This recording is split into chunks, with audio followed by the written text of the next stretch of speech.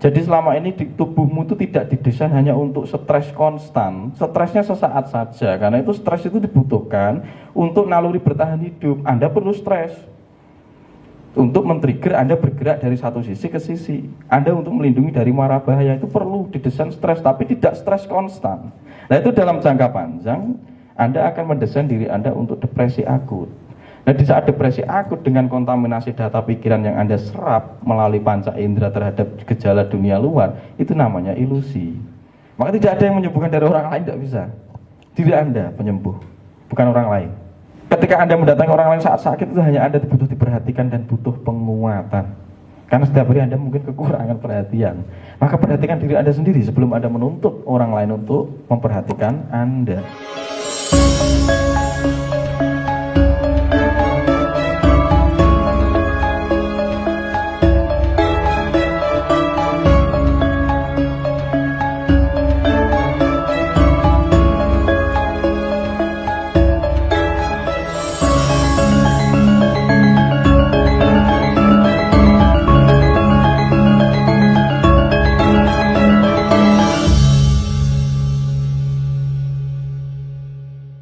Rahayu Sakit Kembati, terima kasih Mbak Putu, terima kasih sedulur-sedulur semua yang kembali hadir di pagi hari ini. Semoga tetap terjaga dalam ayem tentrem, Rahayu Nirsambikala.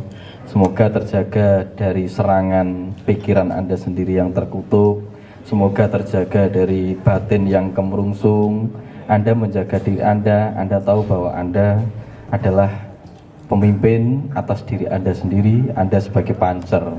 Sebelum kita lanjutkan, mari kita hening cipta sejenak, angening akit cipta, untuk benar-benar bisa memasuki ruang-ruang kesadaran, agar semesta, Gusti, Jagat Dewa Batara menginisiasi panjenengan semua dengan kawruhnya, dengan cakrawalanya, agar kita tidak menjadi manusia yang terlahir sungsang di kemudian waktu. Wilahing sekaring bawana langgeng, silahkan melakukan waweningan cipta memasuki ruang-ruang kesadaran. Wilahing sekaring bawana langgeng, awigenam namasidam.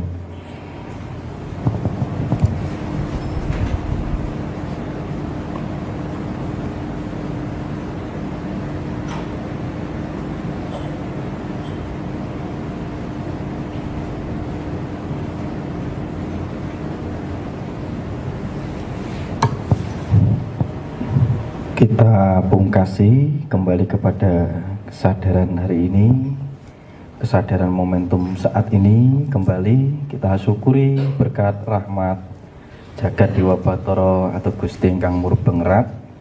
Rat itu adalah jalan, jadi ada ratan itu adalah jalan, Gusti yang menguasai jalan, dan kita adalah sebagai manifestasi Gusti yang menguasai jalan itu sendiri. Jadi semoga hidup kita terarah kepada kita sebagai sang sumber arah atau pancer. Karena setiap hari kita tidak terarah, kita bingung oleh jebakan dari rasa pangrasa kita sendiri, kita bingung oleh jebakan pikiran dan ahangkara kita sendiri. Pikiran itu mana, ahangkara itu emosi. Setiap hari kita tersesat di dalam perasaan atau emosi kita sendiri yang turut dipengaruhi oleh pikiran. Tadi pagi ada bapak yang kesini nggih, yang beliau ada masalah di jantung ya tadi. Oh nggih, matur suwun. Tadi sudah sama Pak Roy ya, nggih Bapak, sama liver. Ya betul sekali. Jadi ini bukan, saya tidak ngomong itu adalah sakit, itu adalah mungkin Pak, itu adalah malaikat atau apa yang sedang mau ngobrol sama jenengan, tapi bentuknya dengan sakit. Atau memang sakit itu juga kita diperingatkan bahwa kita ini kan sumber kreativitas, kita ini sang maha pencipta itu sendiri. Jadi kita diwarisi cipta rasa karso, setiap apapun saja itu sebenarnya ciptaan kita sendiri. Habis ini nanti dicipta agar sakitnya ini diganti dengan kegembiraan, dan kegembiraan itu akan mengarah kepada kesehatan dan kesejahteraan. Memang Kenapa pentingnya kesadaran? Karena kesadaran itu untuk mengelola cipta kita sendiri. Kita mengkreasi cipta kita sendiri dengan tubuh kita, diajak, dicipta untuk menjadi gembira. Nah, masyarakat kita saat ini itu sudah terlampau terdegradasi kesadaran. Akhirnya seringkali sakit itu akibat kreasi kita sendiri. Jadi gini, semenjak adanya BPJS itu kita kan harus sakit. Karena kalau karena sudah iuran kan begitu. Jadi itu sudah dididik. Saya seringkali bilang, hidup kita saat ini itu karena diberi kompensasi dan insentif bahwa sakit itu dimanja, sakit itu diperhatikan. Tapi kalau sedang riang gembira dibentak, jangan ketawa-ketawa. Jadi nek anaknya ke sana jangan lari-lari loh. Gimana? Akhirnya dia sakit sajalah biar diperhatikan oleh orang tua. Dan itu sebenarnya dibentuk dari mental kita secara kolektif. Itu kan tidak sehat. Jadi kita ini sebenarnya menghendaki diri kita sakit secara bareng-bareng dengan budaya kita. Oke? Jadi dulu masa kecil sakit kita terhadap fisik itu menyenangkan. Karena kita menjadi pusat perhatian, diperhatikan orang-orang terdekat. Ibu, bapak, bahkan kita bisa beralasan untuk tidak masuk sekolah hanya untuk dimanja-manja kan. Dan sebenarnya kita memprogram diri kita sendiri, maka kita balik, seharusnya kita ubah mental seperti itu. Tapi karena itu sudah dididik di masyarakat, itulah yang harus digali pelan-pelan. Karena selama ini sakit itu dikehendaki secara bareng-bareng. Karena manusia sekarang itu butuh perhatian dan cinta, karena kekurangan energi itu, mereka terus memprogram dirinya ke ranah sakit. Bahwa sakit itu sebenarnya hasil kreasi kita sendiri. Jadi sekali lagi ini juga harus diamati kenapa pentingnya kita belajar kesadaran. Kalau nanti kita, wah ini macet-macet sakit mic-nya kayaknya. Ya, semoga ini nggak sakit ya mic-nya. Jadi kita setiap hari diprogram oleh mental yang bareng-bareng kita setujui bersama. Kenapa di dalam kesadaran itu kita mengajak untuk melampaui penilaian baik dan buruk?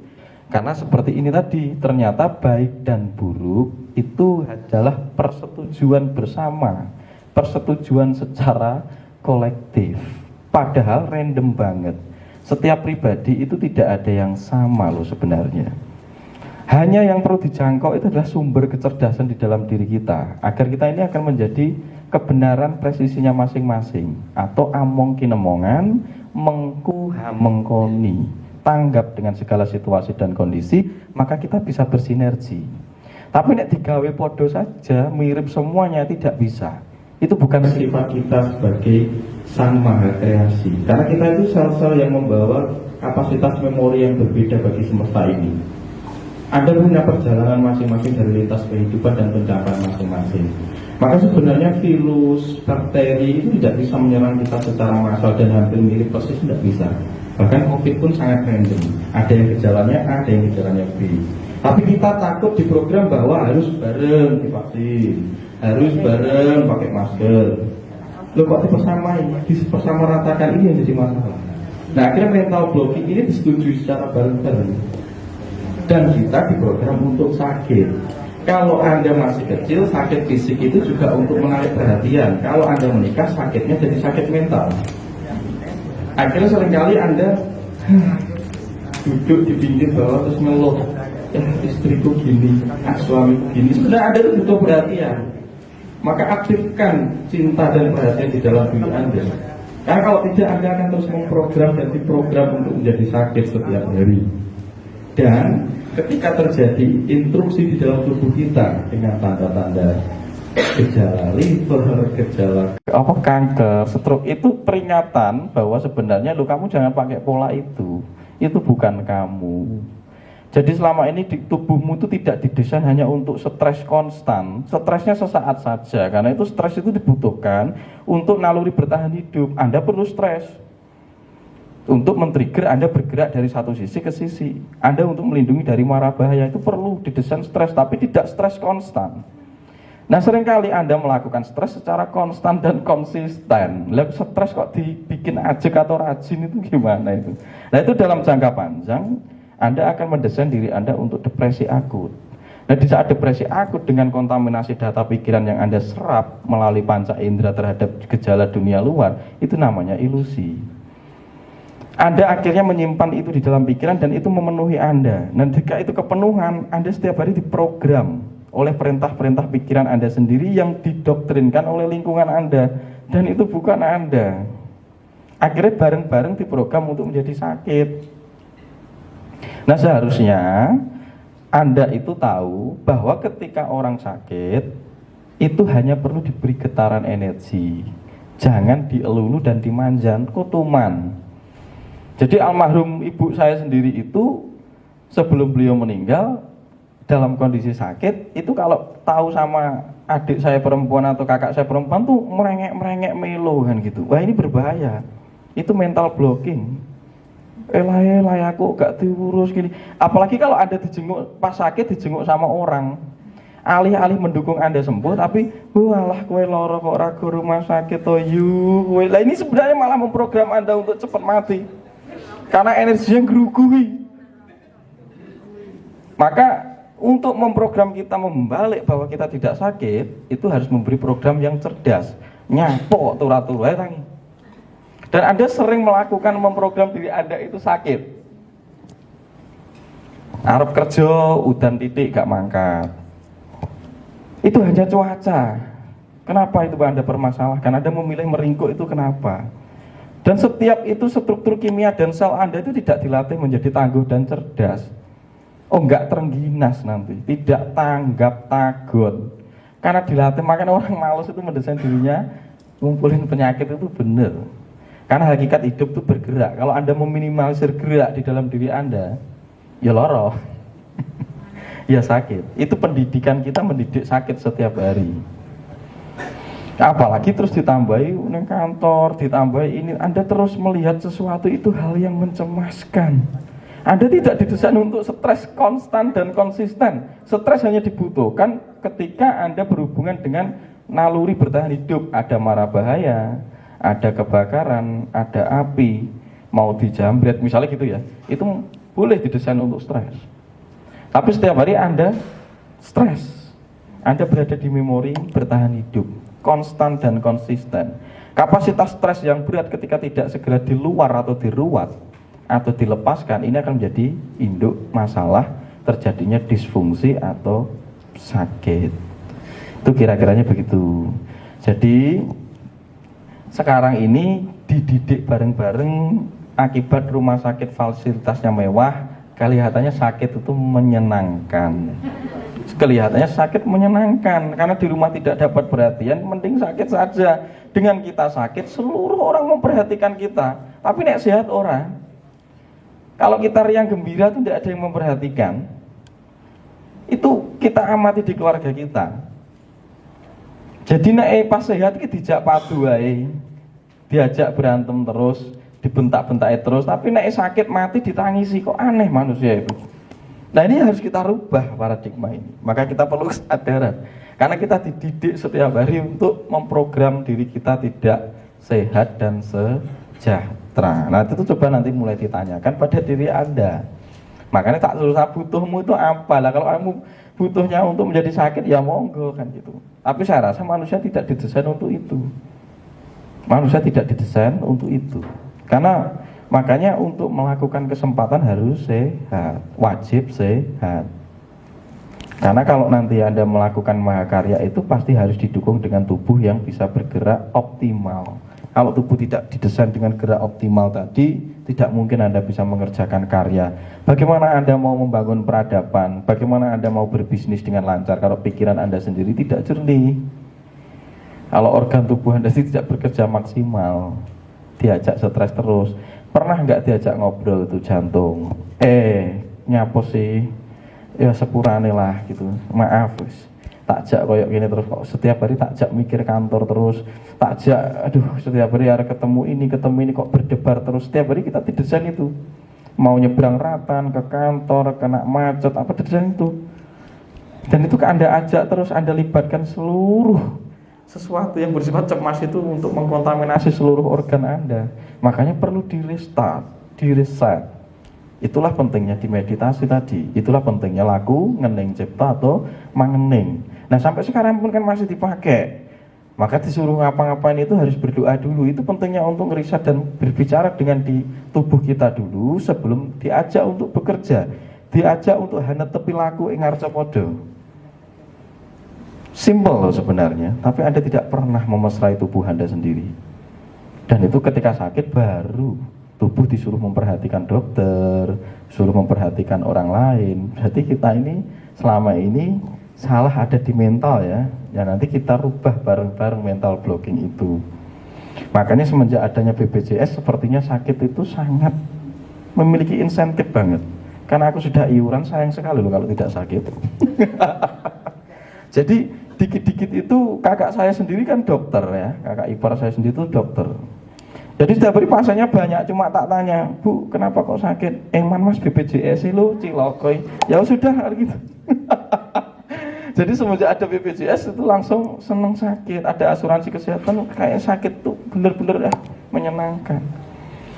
Nah itu tidak akan menjadi sakit yang baik. Nanti diubah ketika di rumah dengan anak Anda. Justru ketika anak riang gembira itu beri dukungan secara energi. Suatu ketika dia akan memiliki penalaran yang tumbuh dari dalam. Gitu. Jadi setiap hari nek anaknya jenengan ketawa-ketawa malah sampean getai. Heh, berbeki tonggo. Heh, lho, piye ta ini? Orang riang gembira kita itu tidak diizinkan untuk berbahagia ternyata. Tapi setiap hari kita mencari kebahagiaan. Lah repot ini. Atas nama moral. Atas nama moral. Makanya baik buruk itu dilampaui dulu, di dalam kesadaran akan dibongkar, karena kesadaran tidak akan melekat kepada kutub utara atau selatan, tidak melekat kepada baik dan buruk, karena itu hanya persetujuan. Akhirnya banyak orang yang tidak akur dengan tetangganya hanya gara-gara itu. Ini gak bisa menghormati aku banget sih. Wah ya wong turu kok bengak-bengak dulu, dia sedang mengekspresikan riangnya, tapi dipercaya bahwa hal seperti itu tuh tidak benar. Loh piye to iki? Apalagi yang nanti Anda di kota. Ya, itu nanti kita bareng-bareng untuk nyicil, pelan-pelan mengubah mental blocking secara kolektif. Oh, ternyata sumber sakit itu karena kita disuruh sakit, akhirnya kita mencipta untuk sakit. Setiap hari kita program didirikan untuk sakit. Nanti di dalam meditasi saya ajukan suruh mempertanyai diri Anda. Jabang bayiku gitu misalnya tunjung itu butuhmu apa sih neng urip iki? Tanya. Terus nyapo sih kok iki kok enek ginjal-ginjal barang iki? Nyapo sih kok neng awak iki di badanku kok ada jantung-jantung ini kenapa sih? Tanya itu. Percaya itu struktur tubuh Anda akan bekerja dan mau diajak bicara. Sembuh insya Allah. Maka tidak ada yang menyembuhkan dari orang lain, tidak bisa. Diri Anda penyembuh, bukan orang lain. Ketika Anda mendatangi orang lain saat sakit itu hanya Anda butuh diperhatikan dan butuh penguatan. Karena setiap hari Anda mungkin kekurangan perhatian. Maka perhatikan diri Anda sendiri sebelum Anda menuntut orang lain untuk memperhatikan Anda. Lah Anda sendiri tidak pernah memperhatikan diri Anda kok. Nah makanya disebut tidak sadar. Maka disuruh sadar nafas, sadar obah ose itu bergerak kan gitu. Nah setiap hari apakah Anda menyadari itu? Minim Anda melakukan itu. Maka sekarang dikembangkan dengan namanya teknik meditasi mindfulness. Nah, ini simple, saudara-saudara semua. Ini sangat simple, hanya butuh mau dimulai dari sekarang. Kita sendiri yang menyembuhkan. Kenapa kita menuntut orang lain? Kenapa? Kenapa enggak diri kita? Wong yang bisa merasakan sakitnya kita. Kenapa kita menuntut orang lain untuk menyembuhkan kita? Karena yang paling jujur adalah tubuh kita, terhadap jantung kita, terhadap usus kita, limfa kita, otak kita. Kan kita yang merasakan. Kenapa Anda menyuruh orang lain untuk menyembuhkan? Kenapa itu? Nah itu dipertanyakan ya. Orang lain itu hanya menemani kita dalam kolonisasi budaya dan sosial. Karena kita semenjak turun di bumi itu menjadi makhluk kesepian karena merasa terpisah dengan Tuhan yang Maha Esa.